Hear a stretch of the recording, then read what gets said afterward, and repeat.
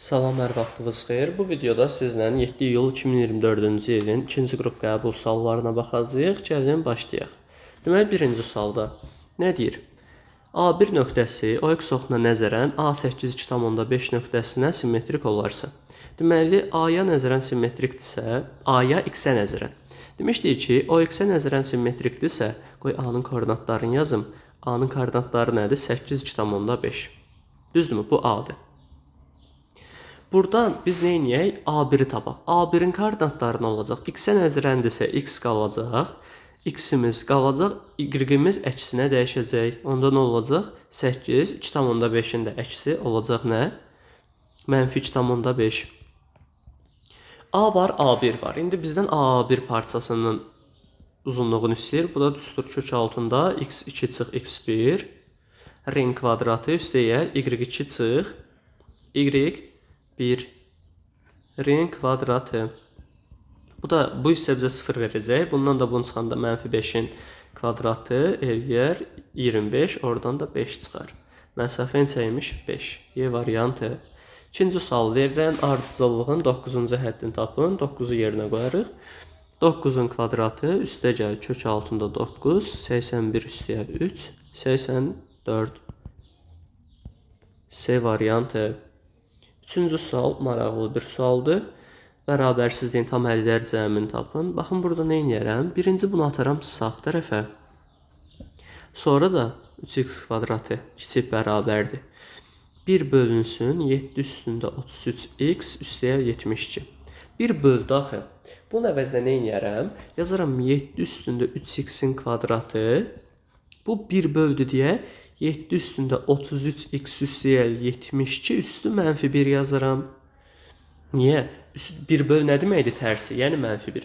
Üstü -1. 7 üstündə 3x-in kvadratı kiçik bərabərdir. 7 üstündə -33x çıx 72. 7-lər apararam. 1-dən böyükdür deyə işarə dəyişməyəcək. Olacaq 3x-in kvadratı kiçik bərabərdir. -33x çıx 72. Hamısını ataram sol tərəfə. 3x-in kvadratı plus 33x plus 72 kiçik bərabər 0. Hər tərəfi 3-ə bölsən x kvadratı üstəyə 11x üstəcə 72-ni 3-ə böləndə deməli bizə verəcək 24. Kiçik bərabərdir 0. Tənliyin köklərinin cəmi bərabərdir -11. Hasili bizə verəcək -24. Hansı müsbət 24 bağışlayın. Hansı ədədlərdir bunlar? -8 və -3. Tam həllərin cəmi. Bunu tapdıq. Köklər də ödəyir. Nə edəcəm? İnterval çəkərəm. İntervalda ədədlərimi qeyd edirəm. -8 içi dolu. -3 bunun da içi dolu. Plus, minus, plus. Bizdən nə istəyir? Tam həllərin cəmi. Mənfi aralıq idi. Mənfi aralıq seçdik. -8 plus -7 plus -6 plus -5 plus -4 plus -3. -8, -7, -6, -5, -4, -3 hamısını toplasaq bizə nə verəcək? Deməli 15, 21, 26, 30, 33, -33 cavab D variantı. Dördüncü sualda funksiyanın ən böyük qiymətini tapın. Deməli, necə taparam? Funksiyanın ən böyük qiyməti üçün kosinüsün yerinə nə yazaram? Kosinüsün yerinə ən böyük qiyməti olan 1. Yəni 5 vur 1 çıx 1 cavab 4 B variantı. 5-ci sualda nöqtəsi parabolanın simmetriya oxu üzərindədir. Parabolanın təpə nöqtəsinin ordinatını tapın. Deməli, bu sual bu OTK-da tez-tez istifadə olunub. Baxın, burada parabolanın, yəni simmetriya ilə nə əlaqəsi? Yəni burada simmetriyanı burada necə istifadə edəcəyik? Nə edərik? Deməli, gəlin sizə bir dənə parabola göstərim. Baxın, deyir ki, tutaq ki, belə bir düzdür, bu qabağı mənfidir deyə üz aşağı olan bir qrafik olacaq. Tutaq ki, belə bir qrafik çəkirəm siz üçün. Belə bir parabola çəkdim. Parabolanın simmetriya oxu hara düşür? Düz onun ortasına. Düzdürmü? Deyir ki, simmetriya oxu. 2 -5 nöqtəsi bu simmetriya oxu üzərindədir. 2 -5. X-i 2, Y-i -5. Yəni, bu nöqtə. 2 -5 nöqtəsi. Bir dənə buradan biz nəyə tapa bilərik? Təpə nöqtəsinin x koordinatın. Niyə? Simmetriya oxu üzərindədirsə, -5-in bu simmetriyaya, yəni bu parabolaya aidiyyatı yoxdur. -5 aşağıda bir yerdədir. Amma fikir verin, simmetriya oxu 2-dən keçib.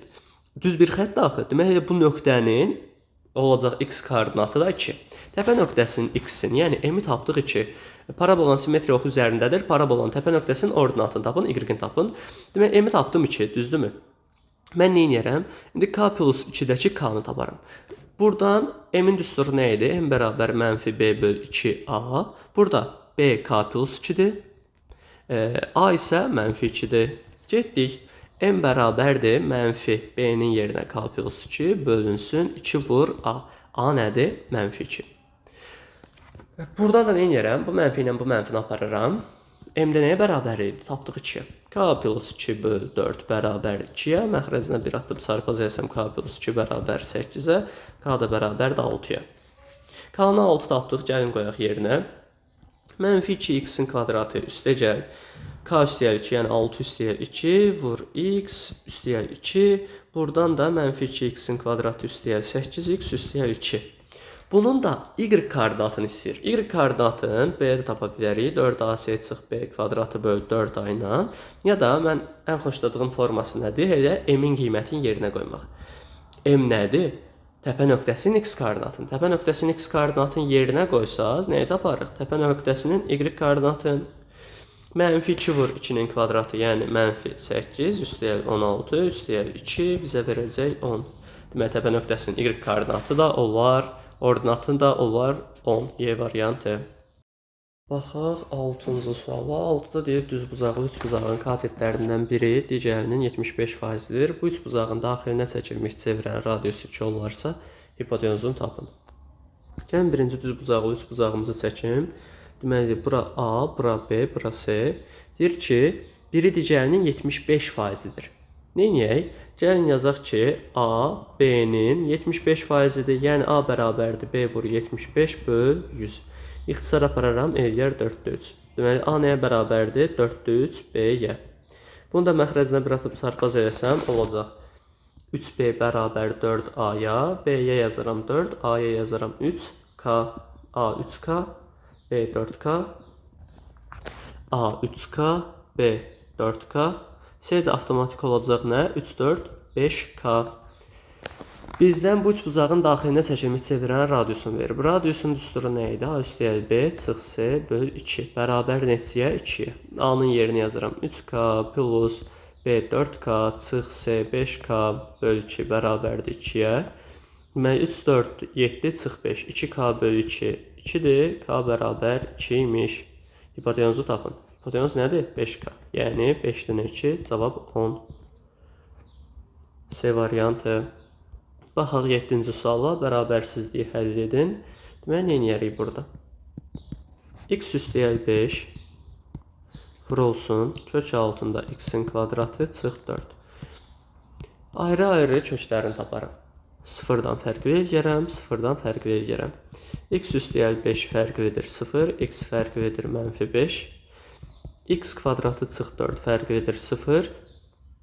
X kvadratı fərqlidir 4, x fərqlidir 2, x də fərqlidir -2-dən.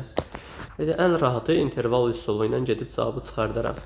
-5 ən solda, -5, sonra gəlir 2, sonra da -2. Daha doğrusu başlayın, -2, sonra da 2. Deməli, buradan plus, minus yazdım ardısallıqla. Bərabərsizliyin sıfırdan böyüksə, bu hissə lazımdır bizə. -5-dən -2-yə, 2-dən də müsbət sonsuzluğa. Bu qədər, -5, -2, 2 müsbət sonsuzluq. C variantı. Sonra 8-ci suala baxaq. 8-də deyir, 500 kilo 15% duz məhlulundan neçə kilosu buxarlandırmaq lazımdır ki, 25% duz məhlulu alınsın. Deməli, bizim məhlulumuz, bu necə yazarıq? Deməli, var məhlulumuz, bir də içində duz var. Məhlulumuzun kütləsi nə qədərdir? Biraz qısa çəkim xəttdir. Məhlulumuzun kütləsi 500 kilo. Neçə faizli məhluldur? 15 faizli məhluldur. duz məhlulundan neçə kilosu buxarlandırmaq lazımdır ki, 25%li duz məhlulu alınsın.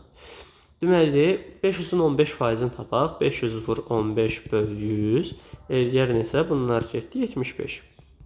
Deməli, 75 kilo duz var. Duz dəyişmir ki, 75 kilodur da həmişə. Bizdə neçə faizli məhlul alınsın deyir? 25%. İndi baxın, deyir neçə kilo su buxarlandırmaq lazımdır? Su buxarlandırsaq, duz dəyişməyəcək. Ona görə məhluldan nə edərəm? Suyu çıxaram. Amma duzum qaldı yerində. Bir də faizim dəyişdi. Faizdən necə tapırıq? Duz bölünsün ümumi məhlul vur 100 bərabərdir 25-ə. Deməli,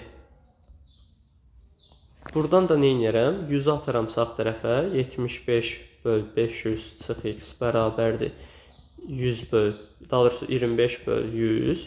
İxtisar aparıb 4də 1 saxlayaq. Sonra da çarpaz eləyək. Çarpaz eləsən 500 çıx x bərabərdir. 4-ü 75-ə də vuranda eləyəcək 300 mənfi x bərabər 300 çıx 500. Mənfi x mənfi 200-dürsə, x də bərabərdir 200 olar. Cavab D variantı. 8-dən sonra 9-cu sualda. Deməli, elcə 2 verib, elcə 7 verib. Bizdən bunu istəyir. Gəlin tapaq. Elcə 2 bərabərdir. Yəni, loqaritma 10 əsasdan 2 bərabərdir A-ya. Loqaritma 10 əsasdan 7 bərabərdir B-yə. Getdik. Loqaritma 5 əsasdan 14-ü tapaq. Necə tapaq?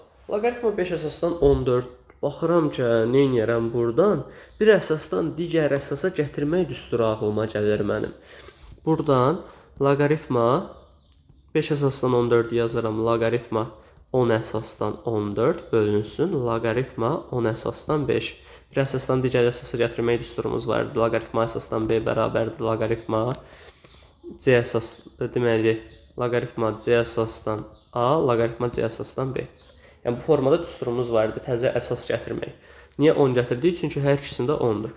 Buradan da 10 əsasdan 14 yazmaq asandır. Yazaram bunu 2 vur 7 kimi. Yəni 10 əsasdan 2 plus loqaritma 10 əsasdan 7. Məxrəci də azacıq diqqət tələb edir.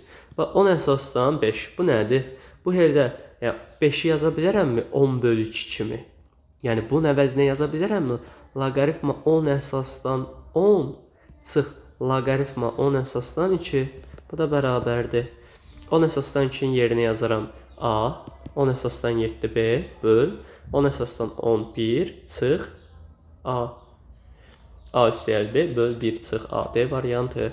Baxaq 10-cu suala. Düzbucaqlı trapesiyanın diaqonalları qarşı olub perpendikulyarda. Oturacağı isə 12 və 3 cm-dir. Trapesiyanın sahəsini tapın. Deməli, oturacaqlar düzbucaqlı trapesiyada, bunu çəkim.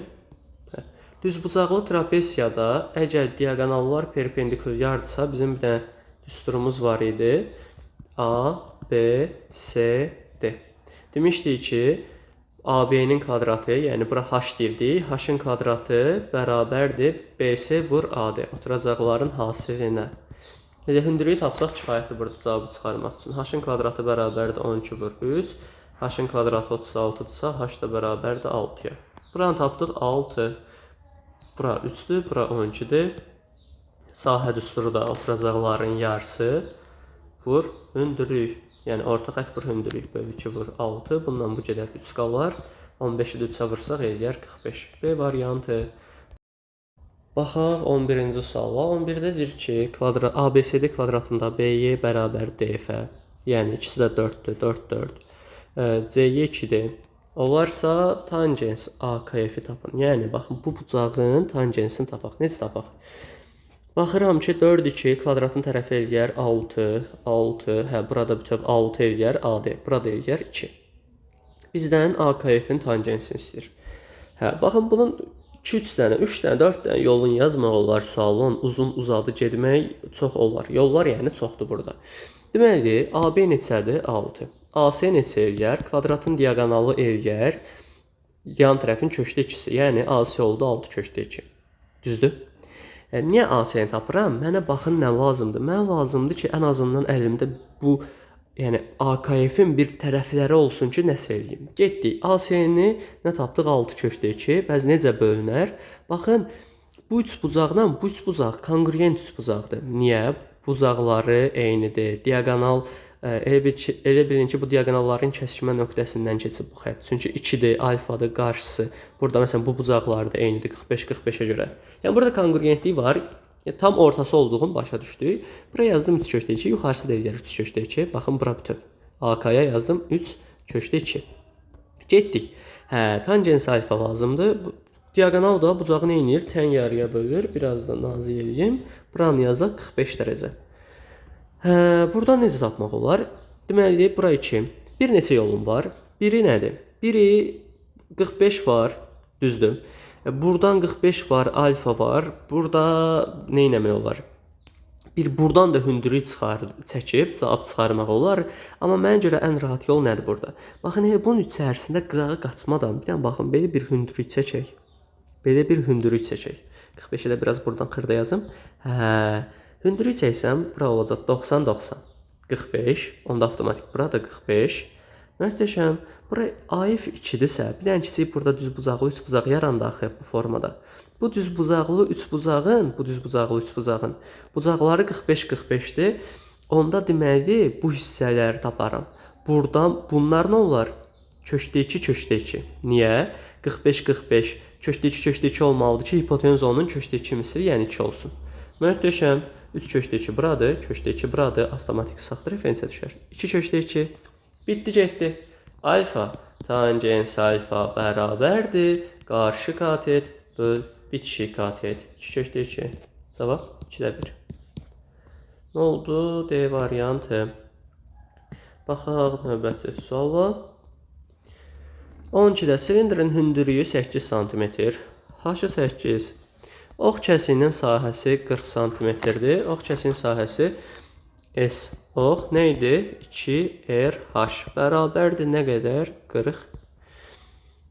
Silindrin oturacağın sahəsini tapın. Çox sadədir ki, 2 vur, radius vur, hündürlüyü 8 bərabər 40-a. Buradan da radius da bərabərdir 40 bölünsün. 2 vur 8, 16. İxtisar apararam. Qallar 5 bölü 2, yəni 2,5. Oturacağın sahəsi pi r kvadratı, yəni pi vurulsun 2,5-in kvadratı. 6,25 pi. Cavab B variantı. 12-dən sonra 13-cü sual. A parametrin hansı qiymətində düz xətti funksiyasının qrafikinə toxunur? Deməli, A parametrin hansı qiymətində düz xətti? Bu düz xətt, bu düz xətt. Bu düz xəttin bu funksiyanın qrafikinə nə edir? Toxunur. Toxunursa bunları nə edəcəm? Bərabərləşdirəcəm. Çünki bunlar toxunursa, toxunma nöqtəsində bunların qiymətləri nə olmalıdır? Bərabər. Onda yazaram, y bərabərdir, x vurulsun ln 3 üstəgəl 2a bərabərdir, 3 üstü x üstəgəl 7. Görəsən, burada biz bu x-i necə tapa bilərik? Baxın, mürəkkəb bir tənliyə oxşur. Əslində, bir balaca diqqətlə baxsaq, sol tərəfdə ln var. Yəni, sol tərəfdə loqaritma var. Sağ tərəfdə loqaritma mı var? Xeyr. Yəni, sol tərəfdə ln olsun, sağda olmasın. Belə şey mi olar? Yox, sağda da ln olmalıydı ən azından.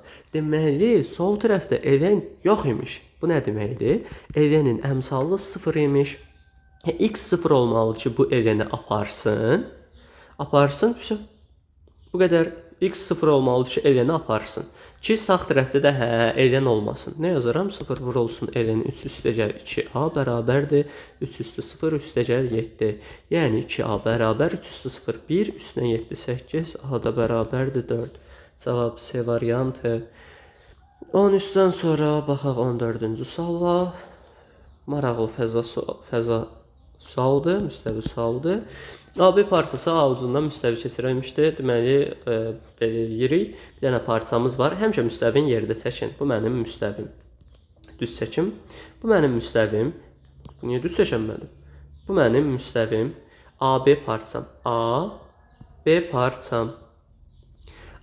AB parçasının A ucundan müstəvi keçirilmişdir. Bu parçanın B ucundan və C nöqtəsindən müstəviyə uyğun olaraq B1 və C1 kəsən paralel düz xəttlər çəkilib. Mən bir dənə B1 çəkirəm. Paralel 2 dənə düz xətt çəkəcəm. Bir dənə də CC1 çəkirəm. CC1, yəni AB-nin üzərində olan. BB1 9-dur, AC 4-dür, CC1 2-dir. Bizdən nə istəyir? AB parçasının uzunluğunu tapın. Bunu istəyir. Burada bir x yazıram. Çox bəsit, çox asan. Bura alfadır. Bu bucaqları da bunların bərabərdir. Oxşar fiqur var. Alfanın qabağı 2, alfanın qabağı 9 bərabərdir. 4 bölünsün. Kiçikdə bu bucağın qarşısı, bu betanın qarşısı olacaq 4. Böyükdə betanın qabağı x. Bunu da çarpaz etsəm 2x 36, x də bərabər 18.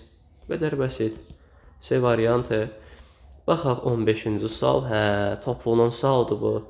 Maraqlı sualdır. Nə edərik? Deməli, limit n yaxınlaşır sonsuzluğa, limitin hesablayın deyir. Məsələ burada bitir. Yəni bunu tapsaq kifayətdir. 1 üstəgəl, 2 üstəgəl, 3 üstəgəl, nöqtə, üstəgəl n. Limitin hesablayın. Necə hesablayarıq? Bu, baxıram ki, ardıcıl ədədlərdir burada. Ədədə ardıcıllıqdır. Birinci həddim 1-dir. Demişsə, o da 1-dir. N dənə həddin cəmidir bu. Yəni, SN də bərabərdir 2A1 üstəgəl n çıx 1D bölü 2 vur n. Daha rahat yazmaq olardı. Birincini axırıncını toplayıb 2-yə bölüb n-ə vurmaq. Elə yazsaq düzdür. Deməli, 2A1 2 vur 1 üstəgəl n çıx 1 vur 1 bölü 2 vur n. 2 üstəgəl n çıx 1 bölü 2 vur n. Bu da eləyəcək nə? 2 çıx 1. 1 üstəgəl n plus 1 bölü 2 vur n. Bunu da vuranda nə eləyir? N kvadratı plus n bölü 2. Düzdür? SN-i tapdıq. Yəni, sürəti tapdıq. Getdik limiti hesablamağa. Limiti necə hesablayacam buradan? Limit n yaxınlaşır sonsuzluğa. N yaxınlaşır sonsuzluğa. Mən yuxarının yerinə nə tapmışam? Tapmışam ki, n kvadratı plus 2n, yox, n kvadratı plus n bölü 2. Məxrəcdə də n kvadratı plus 4n plus 3. Bu da bərabərdir. Bu ikini atıram aşağı. N kvadratı üstəgəl n bölünsün. Aşağı atsam nə olacaq?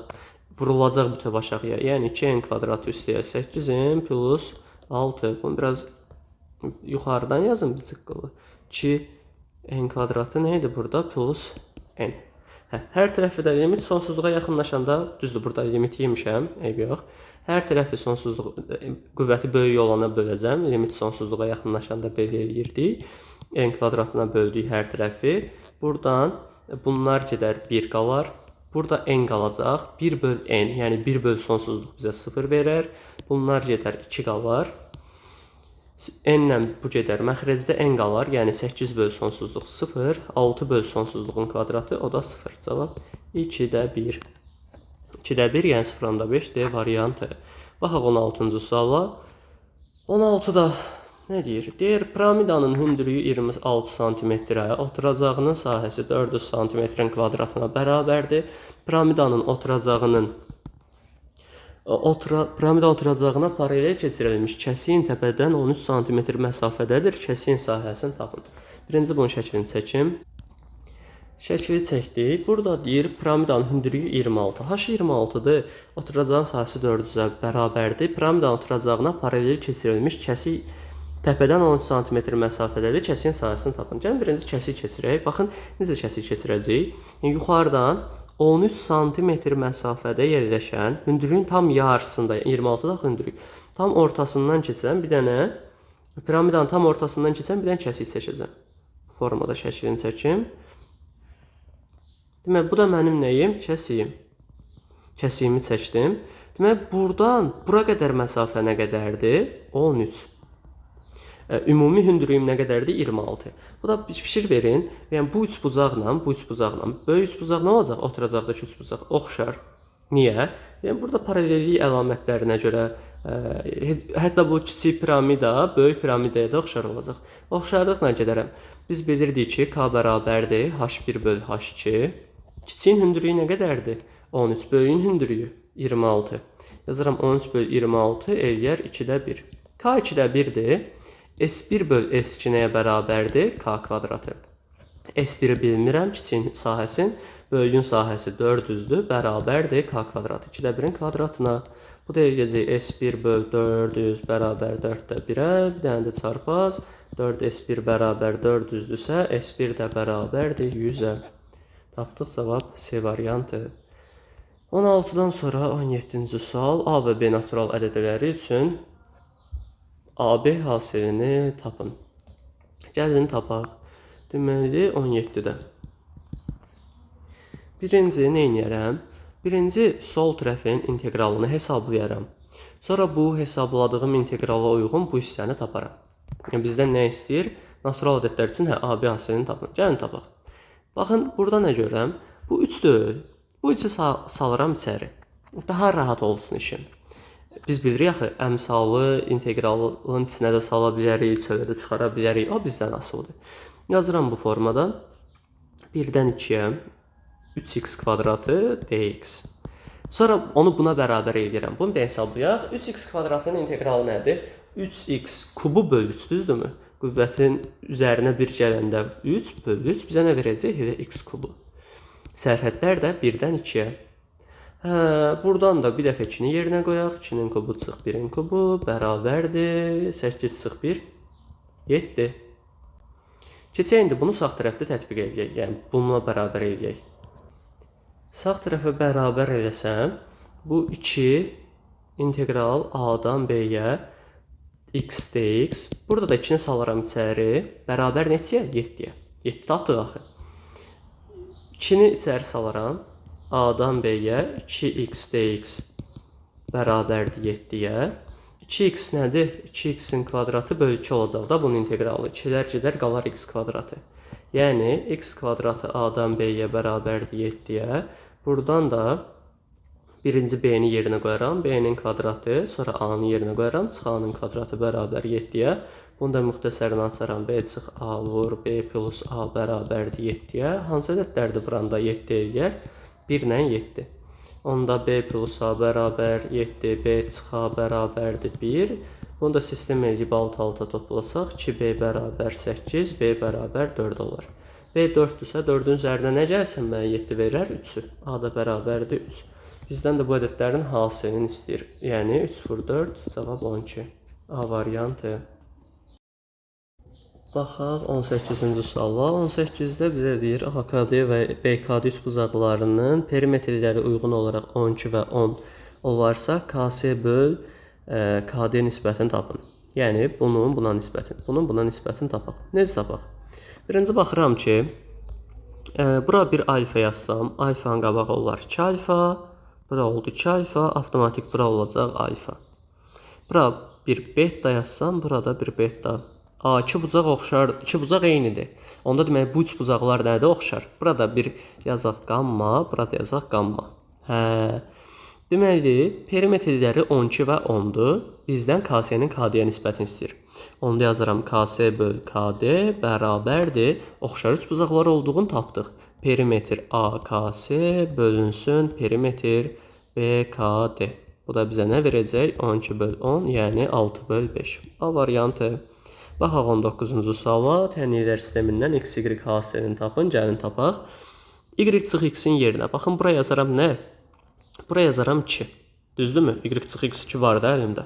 Yapışdırdım 2-ni bura. Onda nə qalır? Y-in kvadratı çıx 3xy. Üstə gəl x-in kvadratı. Üstə gəl. Y çıx x nə oldu? 2. 2 ilə 9 toplasan olar plus 11 bərabərdir 0. Buradan da heç əziyyət çəkmədən nə edərəm? 3xy. Baxın, müxtəsərə çox oxşuyur. Yazaram y-in kvadratı çıx 2xy. Üstə gəl x-in kvadratı. Bir dənə də xy qırağa yazaram. Bərabərdir -11-ə. Ki, bu hissə mənə kvadratlar fərqi düsturu versin. Y çıx x-in kvadratını versin. Y çıx x-in kvadratı çıx xy bərabərdir -11-ə. Y çıx x 2-nin kvadratı bizə verəcək 4. 2-nin kvadratı çıx xy bərabər -11. Yəni, mənfi xy bərabər -11 çıx 4. Mənfi xy bərabər -15. Xy də bərabərdir 15. Y variantı. Bunun yolu dəhşət çoxdur əslində. Məsələn, necə də yazmaq olar?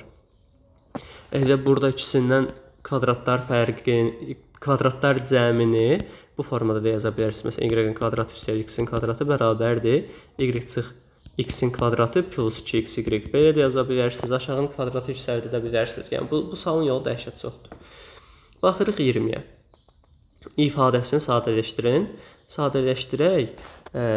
Buradan nə görürəm? Bu hissədə, bu belə qaçsam rahat gedək. Bu hissədə a üstəgəl b burada da var, burada da var. Amma burada 2 dənədir. Yəni vurma şəklindədir. A üstəgəl b nə ortaq çıxarsam, qalacaq nə? A üstəgəl b çıx 4. Aşağıda isə bu hissədə mən a plus b-nin kvadratını görürəm. Çıx 16-ını da yazaram. 4-ün kvadratı. Bu da bərabərdir. A üstəgəl b vur. A üstəgəl b çıx 4 böl. Bunu da kvadratlar fərqi ilə açaram.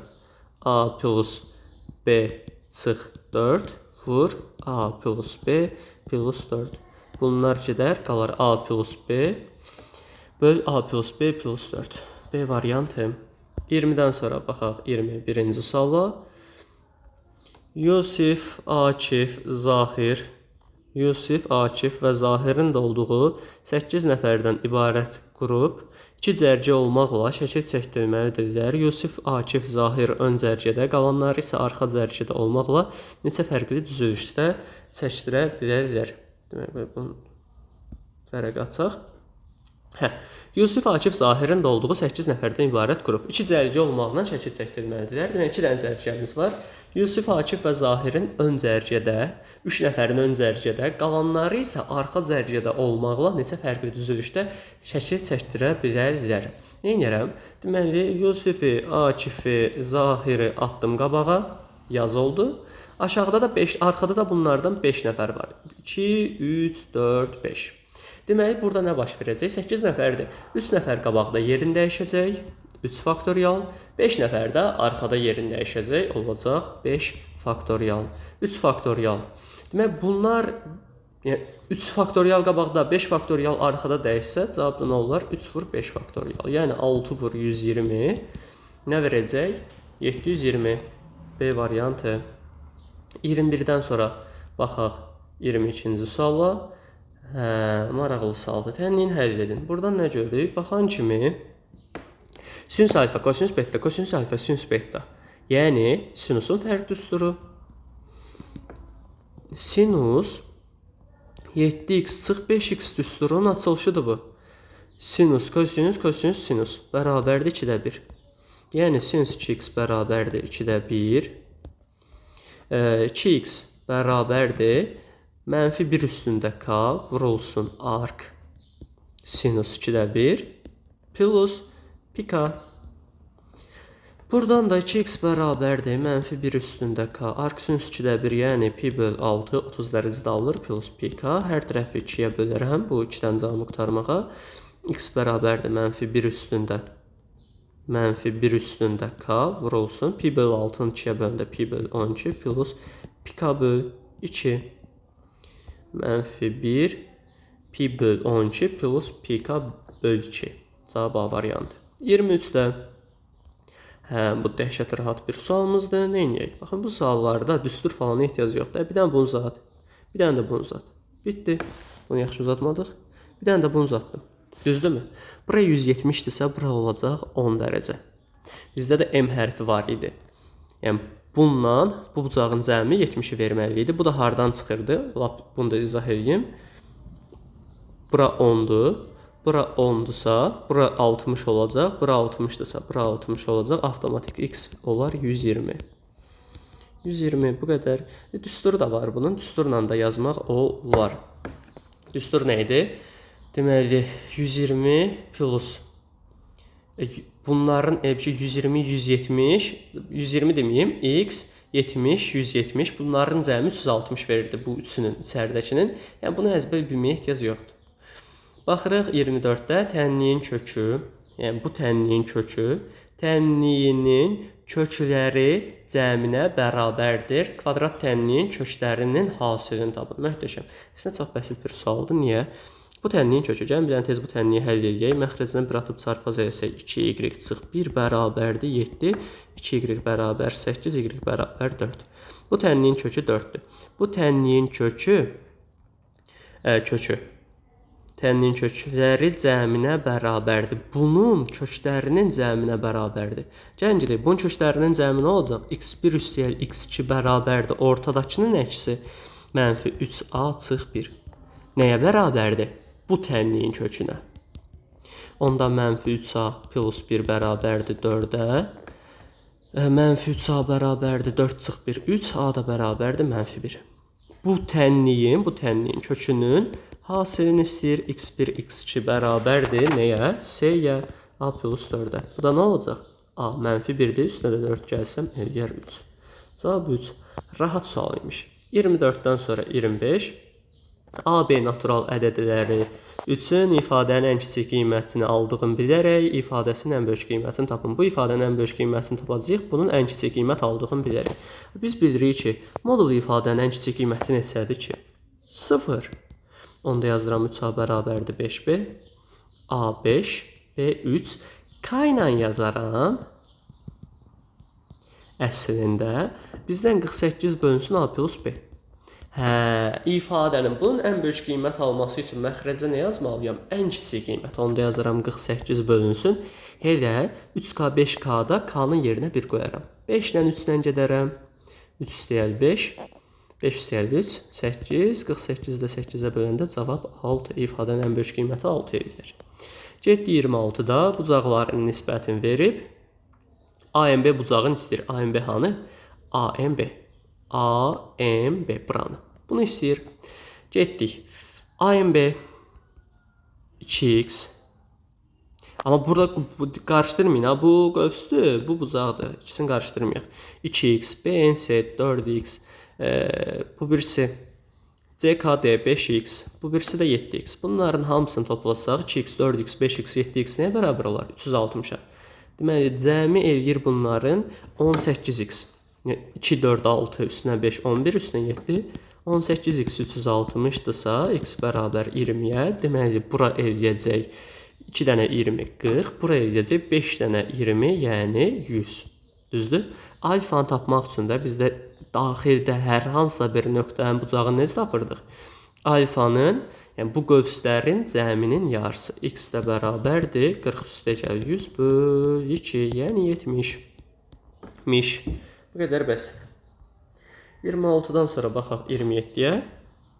Həqiqi əmsallı kvadrat tənliyin köklərindən biri x1a plus b-i kompleks ədədi olarsa uyğunluğu müəyyən edin. Deməli, köklərdən biri 3 üstəgəl 5, yəni köklərdən biri a üstəgəl b idisə, avtomatik bizim belə bir qaydamız var idi də. Biri a üstəgəl b idisə, o birisi nədir? A çıx b. Yəni x1 a üstəgəl b idisə, x2 a çıx b. Bu da diskriminanta görə idi də. Diskriminantdan bizə i verildi. Diskriminantın qabağı bir dəfə plus, bir dəfə minus olurdu. Gəlin birinci ilə işləyək. Birincidə x1 3 üstəgəl 5-i. Onda x2 nə olar? 3 çıx 5-i. Bunların x1 üstəgəl x2 cəmin gəlin tapaq.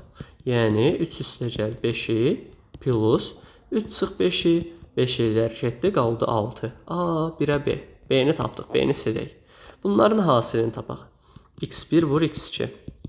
3 üstəgəl 5-i vur 3 çıx 5-i. Bu da nə olacaq? Kvadratlar fərqi 9 çıx 5i kvadratı, yəni 25i kvadratı. I kvadratı bizə mənfi 1 verəcək. O da eləyəcək 9 üstəgəl 25, 34. Burada C uyğun gəldi. C-ni də silək. Keçək ikinciyə. 2 üstəgəl 4-iyə. x1 2 üstəgəl 4 idisə, onda x2 də bərabərdir nəyə? 2 çıx 4-iyə.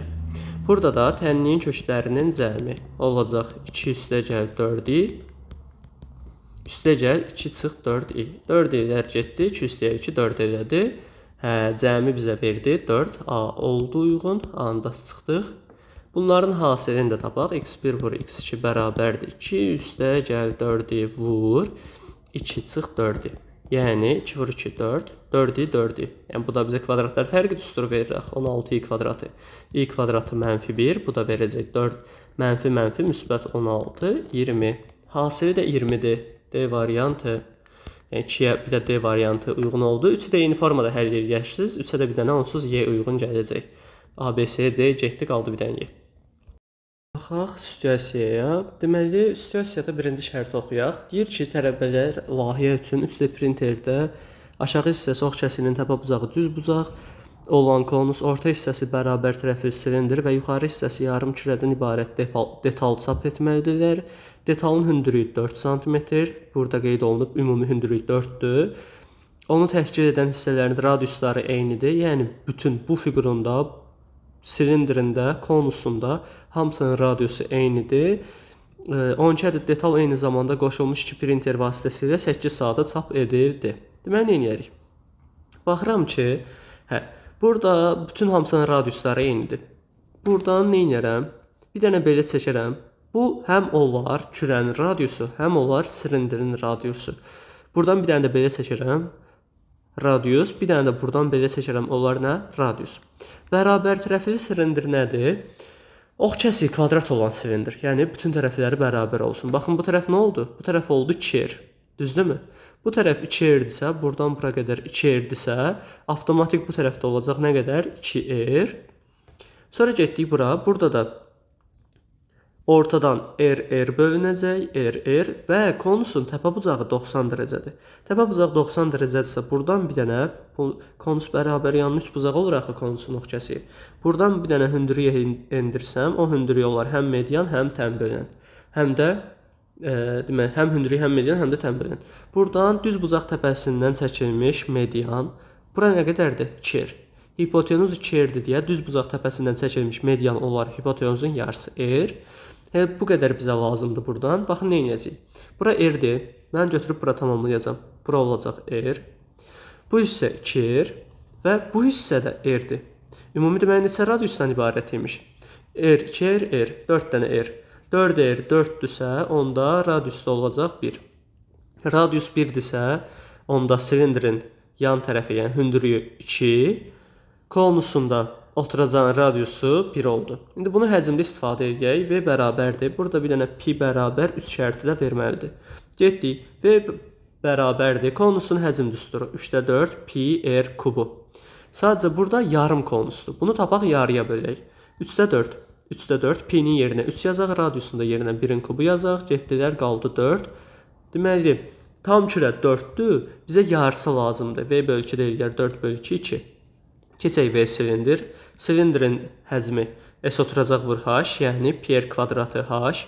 P-nin yerinə 3 yazaq. Radiusumuz 1. H-ımız da 2 dənə radiusu idi axı. 2 oldu. Elədir 6. Keçək V konusa. Konusda da olacaq nə? 3-də 1 S oturacaq vur H, yəni 3-də 1 pi r kvadratı H. 3-də 1 pi 3 radius 1. Konusun H-na baxın, o da radiusa bərabər idi axı. O da 1-dir. Bunlar getdi, bu da elədi 1. Ümumi həcm 1, 6 və 2. Bu tam kürə idi, bizə yarım kürə lazımdır. Bunları da toplayaram 2, 6 plus 1, eləyər 9. Bu qədər.